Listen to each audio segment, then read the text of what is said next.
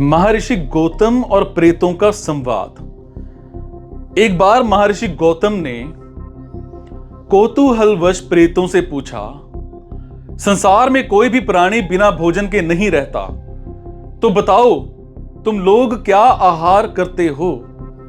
तो प्रेतों ने जो उत्तर दिया वो हर गृहस्थ के लिए जानना अत्यंत आवश्यक है।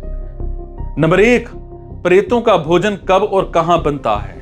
तो प्रेतों ने बताया कि हम उस घर का अन्न खाते हैं जहां भोजन करते समय आपस में कलह या झगड़ा होता है। बिना लिपि पुती धरती पर भोजन किया जाता है, जहां ब्राह्मण सदाचार से भ्रष्ट हों, जो व्यक्ति बिना पैर धोए भोजन करता हो, जो दक्षिण दिशा की ओर मुंह करके खाता हो, जो सिर पर वस्त्र लपेटकर पगड़ी आदि बांधकर पूजा के अलावा भोजन करता है, जिस घर में सदा जूठन पड़ा रहता है और नित्य कलेश होता है, झगड़ा होता है, जहां बलि वैश्व देव मतलब दैनिक हवन अग्नि की भोग नहीं किया जाता।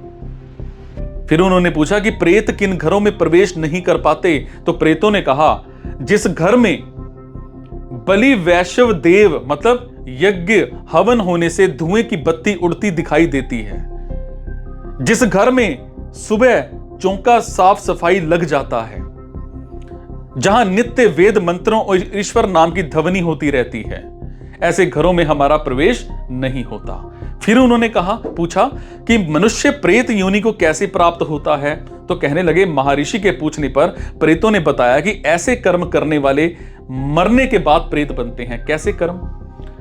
किसी के पैसे हड़प लेने वाले, विश्वघाती और झूठी गवाही देने वाले, गाय, ब्राह्मण, गुरु, स्त्री और माता पिता की हत्या करने वाले, झूठे मुंह यात्रा करने वाले, चुगली करने वाले और न्याय का पक्ष ना लेने वाले, सूर्य की ओर मुंह और मल मूत्र त्यागने या थूकने वाले, दान के समय ना देने की सलाह देने वाले, अमावस्या को हल जोतने वाले, मरने पर जिनका अंतिम संस्कार और श्राद्ध ना किया गया हो, मरने पर जिनका अंतिम संस्कार श्राद्ध ना किया गया हो, वो कहते कि हमें अपने घर की पवित्रता, खान पान, इनके नियम और अपने आचरण पर विशेष ध्यान देना चाहिए।